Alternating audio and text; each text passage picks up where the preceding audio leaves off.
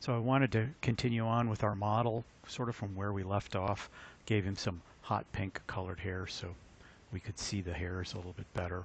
I've still left the hair count down around 100,000, and with the map I'm using to control the density, the end result is about 35,000 hairs, about a third of what was typed in. So I wanted to take a look at a couple of modifiers that I use that will come in handy. A few of them are really common, but a couple of them might enlighten you with a few things. Let's go ahead and add a strand detail modifier. Right now, if I zoom in on the hairs with edged face mode on, you can see the segments on each hair, and there are 10. That's actually due to the fact that in guides from hair, we usually set it to 10. One of the options I like here that I employ, I don't want to waste 10 segments on these tiny little short hairs that aren't going to have much distortion on them, have no need for a lot of segments. You can do this by saying sample by length and then setting a distance. Right now it's set to 1 centimeter, so the segments, you'll only get an additional segment on a hair that's longer than 1 centimeter. Let's type it down to like 0.2 or something. And so if I zoom in on my short hairs, they have 1 or 2 or 3 segments, and then the longer hairs get more segments at a distance of 0.2 centimeters each. Not something you have to do, but could be advantageous with what you're doing. I don't like to set my hairs to anything less than what amounts to a division of 2 segments, 3 points, root, middle, and tip. Especially if I'm going to apply some distortion to them, I want them to be able to distort, whereas if they're just a single triangular polygon, they can't. I want to take a look at something that's happening on the back of my model, which isn't quite so obvious as it exists right now, but I'm going to go ahead to change width and make the width quite a bit wider, like, I don't know, maybe 0.3, and this will become a little bit more obvious. So this is the back of the head up here, and if you look at it, I have hairs, strands, coming out that are sort of flat to me as I view them. They're facing me. But strangely, as I transition to the back of the body, the hairs start coming out sideways. And I want all my hairs to come out oriented flat to the surface. That should help hide the mesh underneath better than this method. And I don't quite know why this is happening, and it may not be happening on anybody else's model but mine. The solution I found to this was to go ahead and add a rotation modifier. So let me find that down here, rotate strands. And inside of rotate strands, there is an option to say orient based on strand shape. If you check that, now all of your hairs come out flat from the normal and follow the surface the way you would expect, I think. And I don't have these sideways hairs coming out of the body of my marmot. And it does help hide the surface better. As you can see, I'll uncheck it, and I'll check it, and the surface gets hidden a little bit better. So this is something I want, since one of my goals is to hide the surface. So that's a little trick, took me a while to discover. You can also enable a twist parameter, and I'll go up to 180 degrees. And this will, you can see if you look closely, the strands will rotate up to 180 degrees from their original orientation. You can go in and add some chaos. And now the strands will have random orientations as they come out of the mesh, and then random amounts of rotation up to 180 degrees. I find this is something that also helps hide the surface, particularly because at no point in time am I ever dead on sideways to one of these strands, these ribbons, at all times. At some point, part of every strand will be facing me. So this is another randomization scheme that I like to use, and I use it on the entire body.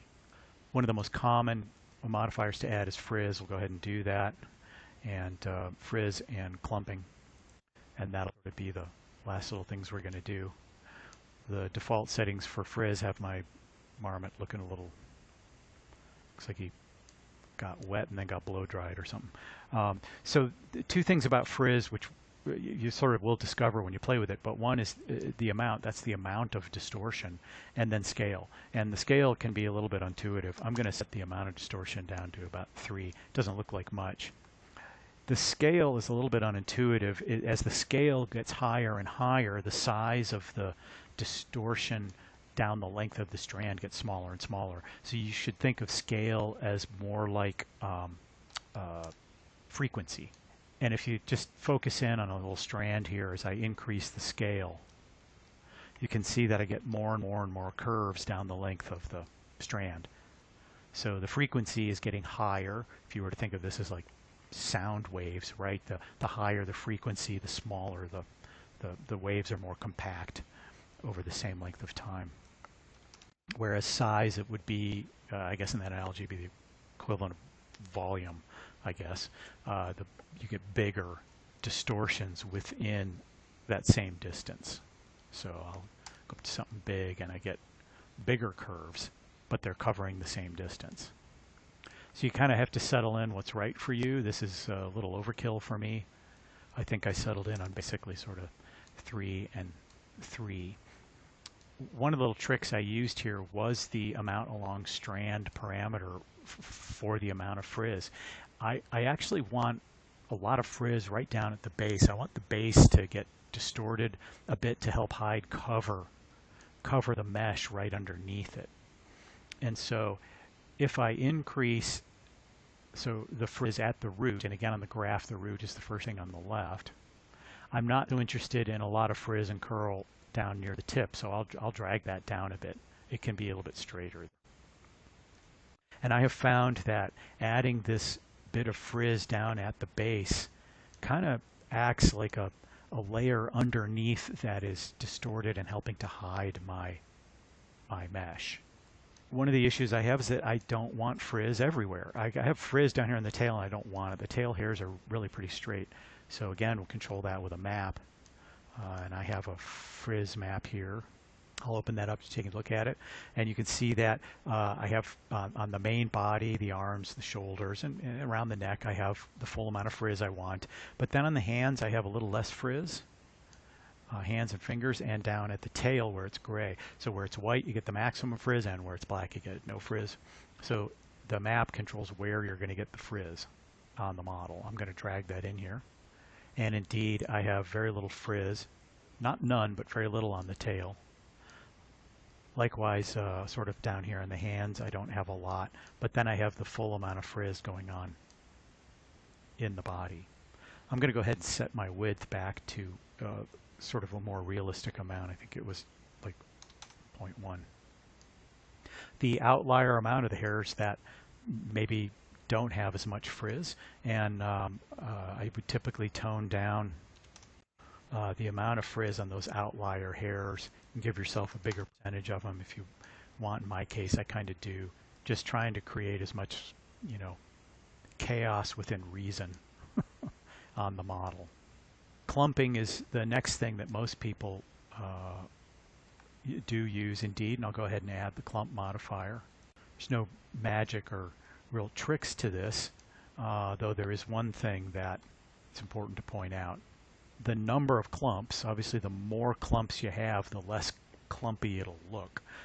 It defaults to some low number like 50. I've played with it already before recording this, and it's set at 6,000. Set it to like 500 and then hit create. It will now run that computation. You can see what happens. You get this sort of turtle shell look to it. So I want a lot of clumps on my model so that I have very small bits of clumping, and it's going to take a moment to compute that. Remember to hit create. That's one of those little things you got to remember to do. I think this is still too few clumps, too big. Let's go up to, I think it was at 6,000. We hit create. And I also want to control where the clumping happens. Again, I don't want a lot of clumping down here on the tail. It's pretty smooth set of hairs. So I'll put a map in for clumping, and I have a clump map here somewhere. Here we go. I'll take a look at that one. You could ignore the hot white outline around it. That's just a result of my Photoshop work. It's outside of the UVs actually. And so down here on the tail I have a nice dark gray, so I don't have a lot of clumping there. Likewise in the hands and fingers, very little to no clumping, and less clumping around the face. So I'll go ahead and load that clump map in.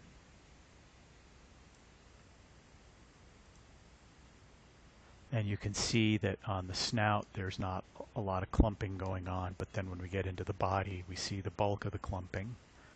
Could be you don't want the hairs to clump to a point, so that's the amount of clumping along the length of the strand.